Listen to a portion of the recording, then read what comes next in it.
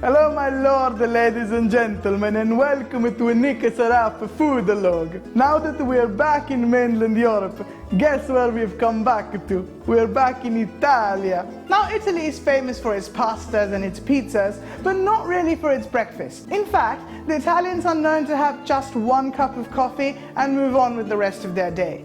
Sometimes they have a piece of croissant just to wash the coffee down.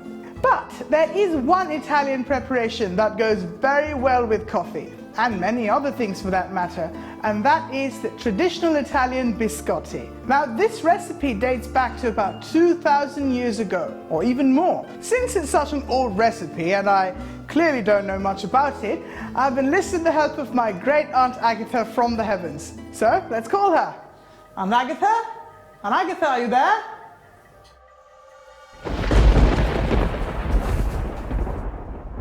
Yoo-hoo, here I am. You know my hearing's not what it used to be, my dear. So what is it that we're going to be making today? Italian Biscotti. Don't you take that tone with me, young man. Sorry.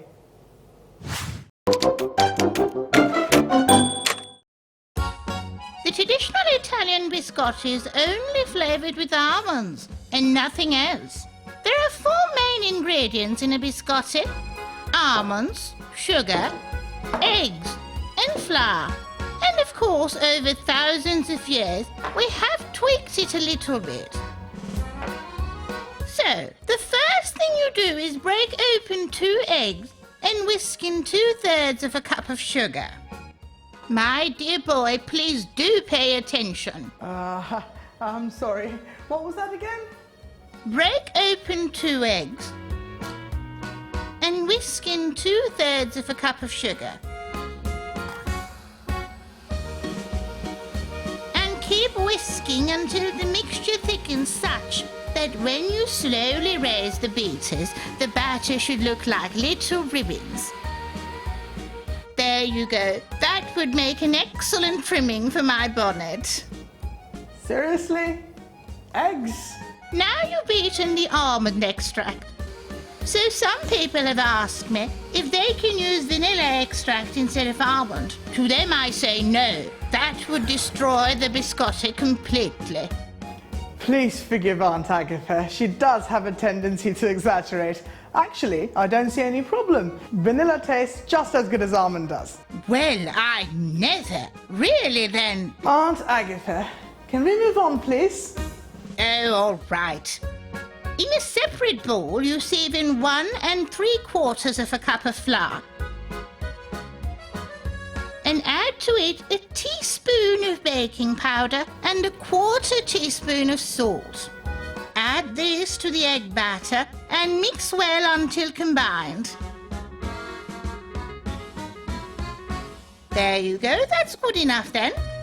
Now fold in a cup of blanched chopped almonds. Are those almonds toasted? Of course they're toasted. I toasted them beforehand until they were golden brown.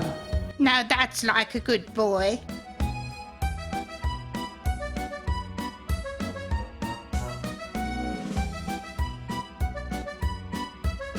Now roll the dough into a log.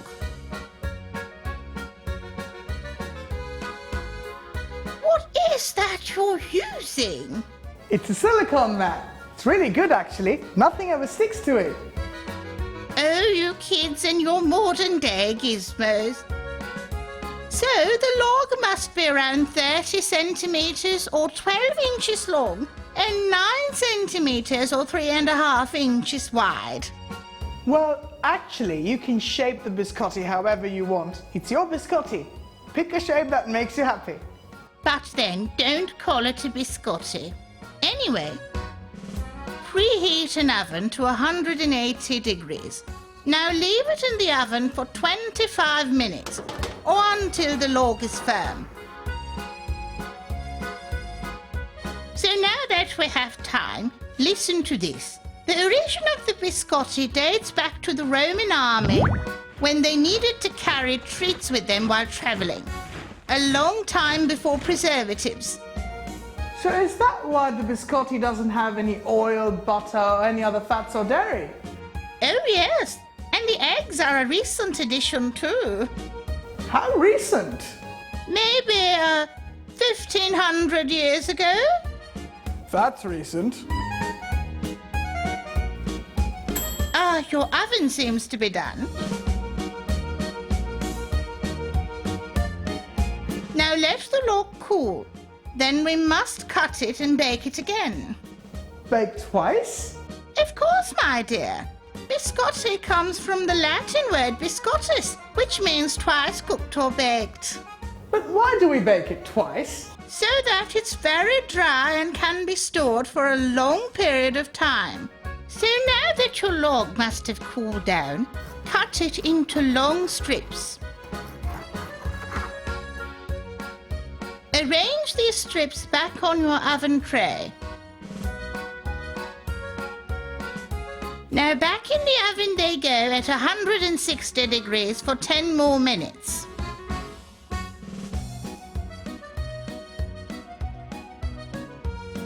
Now flip the biscuit over and bake it for 10 more minutes or until it's completely dry.